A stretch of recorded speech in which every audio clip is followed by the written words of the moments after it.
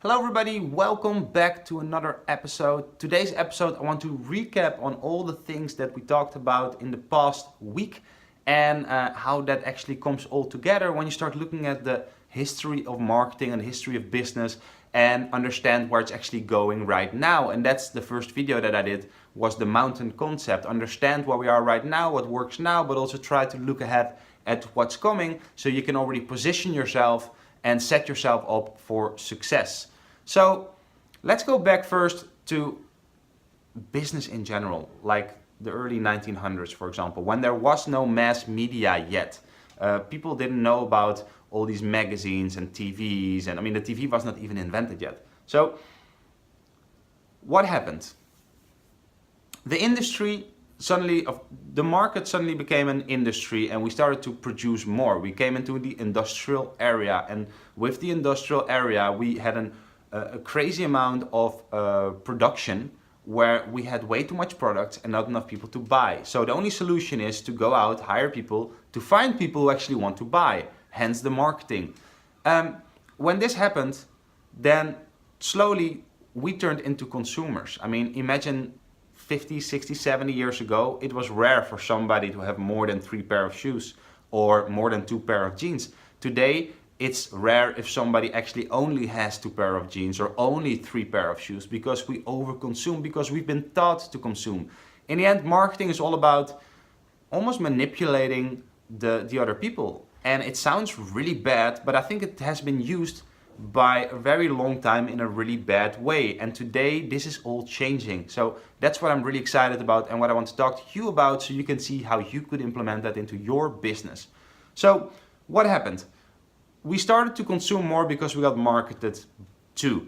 Then the next logical step is they had to find a way to market and lower the price of marketing, and thus people came up with solutions like, for example, medias like magazines. So when they came out with all these magazines, and let's be clear, a magazine might be really cool, but a magazine is never intended for the reader.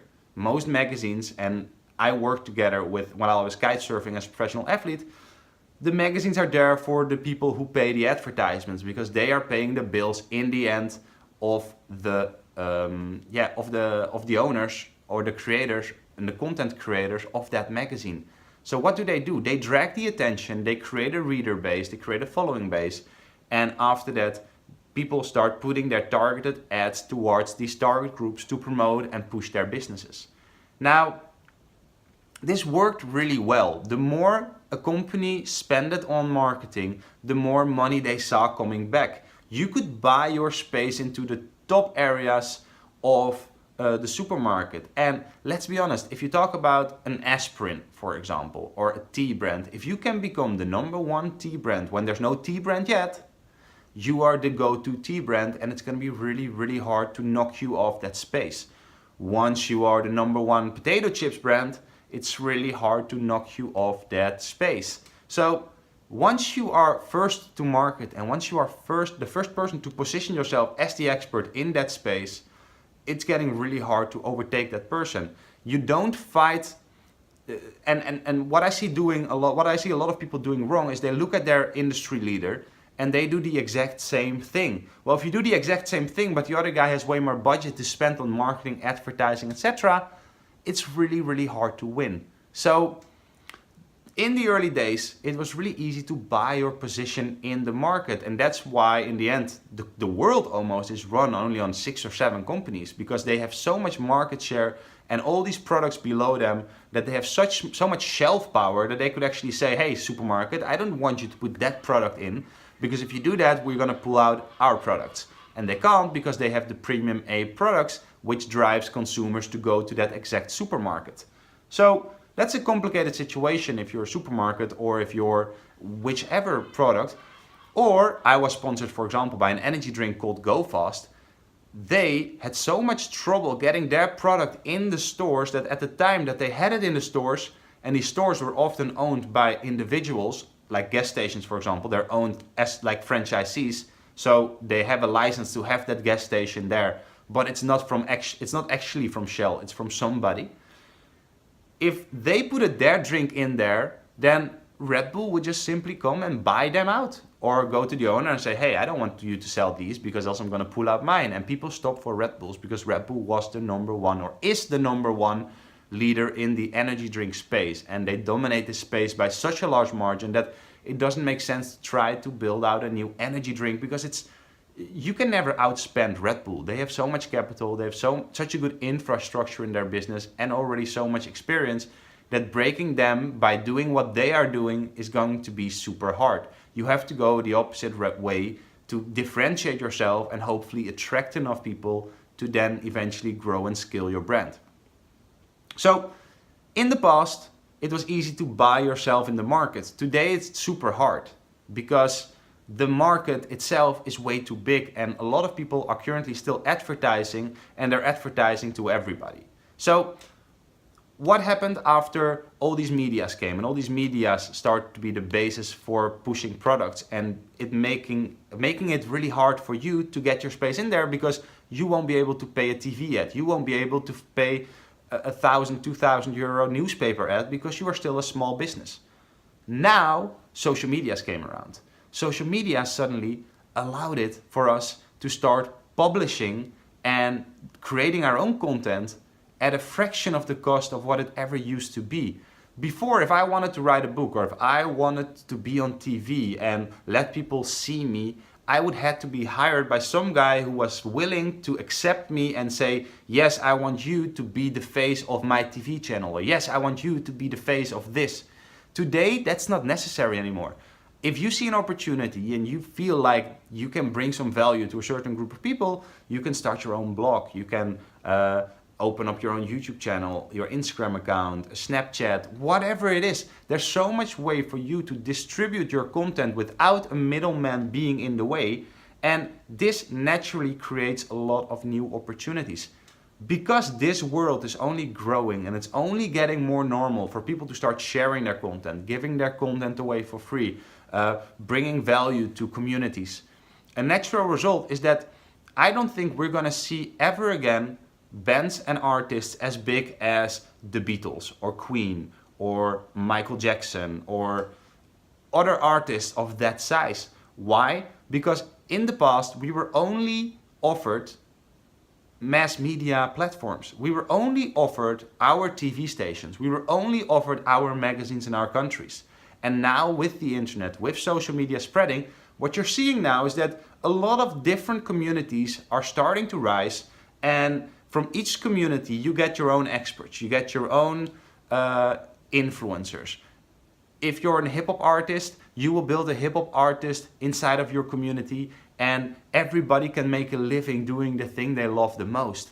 And this is for a lot of people really hard to understand yet, but think about it. If you have only 1,000 fans, if you can acquire 1,000 people who really like what you're doing, and you can earn or sell to them about $100 or euro each, 1,000 times 100 is already 100,000. So it's easy for you to make a living way above the money that a lot of people are making today with a regular job.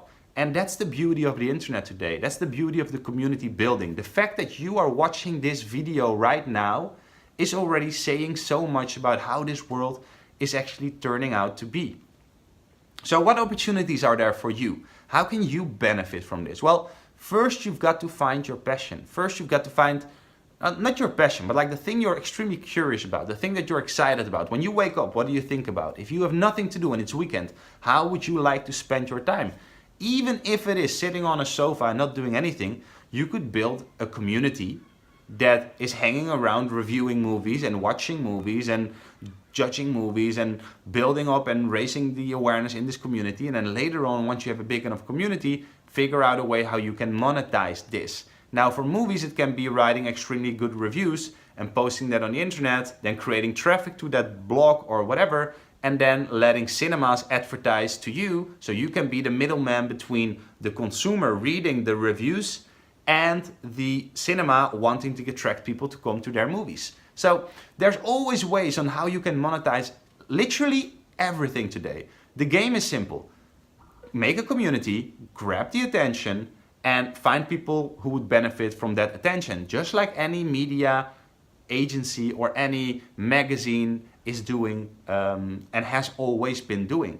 Now, why is this so hard for magazines and other medias to survive? It's because they are aiming at the big market. And the more we get communities, the more social media actually becomes social on the internet, the more all these communities will be divided, and the more people who aim and market towards the big masses, they want to try to get everybody, like TV stations, newspapers, a lot of magazines.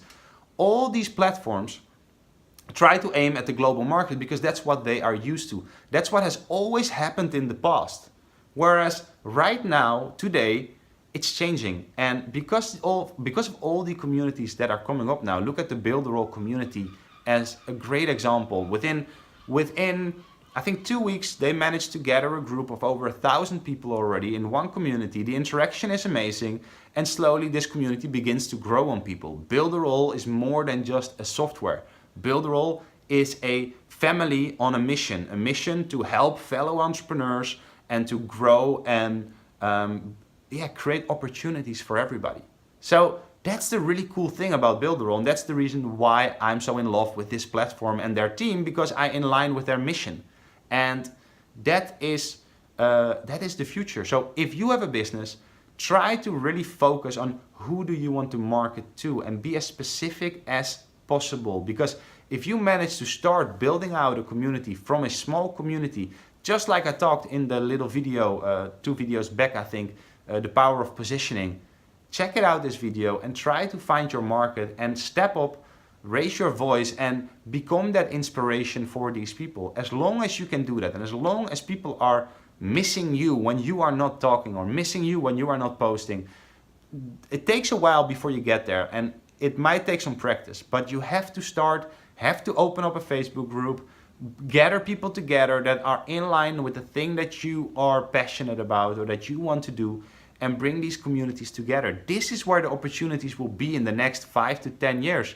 And I know that some people here might not have a service like I am. I'm a consultant, I help people with their strategies, I help people with understanding the market and how to position themselves. So I offer a direct service, but even if you have a product, like this product here behind me, I bought it on Kickstarters, and Kickstarters is an amazing platform. It's a platform I love because that's exactly what it is. It's a community of people who like to help other people start their businesses because they like the idea. Even though they have to wait 8 months, I had to wait 8 months before I received this. I still have a Backjoy thing, or I think it's called Backjoy, but I'm not sure, or Backbone, something to make my posture go better.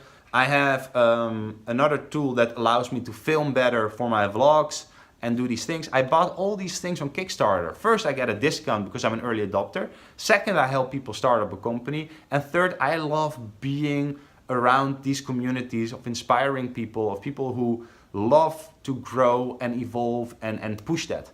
Now, that's my type of community, but everybody has their own type of communities. So if you find your community and if you find your platform and if you manage to grab the attention by doing something positive and adding and bringing value, this is what makes me the happiest person I can be. And I think that's what will make you the happiest person you can be.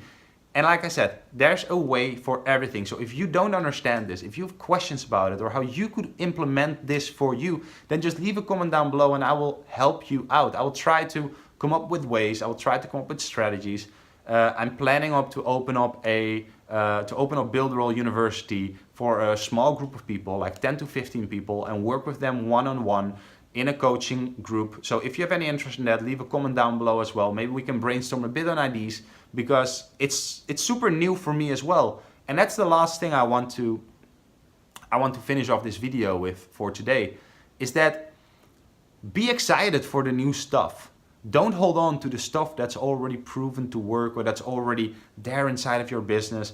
Be excited to learn. I've been passionate about learning and self-development since day one, since the day I'm born. Like, I cannot remember anything else. I went from sport to sport to sport, and then learning how to make websites, and then going back to skateboarding, then playing football, and then going kite surfing, and then I started magic, and then I became a professional poker player, and then I became vegan, and then I became activist, and then entrepreneur. Like, be hungry to try, because as long as you're hungry to try, you will learn so much. And it's not like, if you only study, if you want to become good at marketing, don't study only marketing, but study all the other things around that as well, because often the best ideas are not coming from the industry itself. It comes from picking up on little things that will eventually help you grow.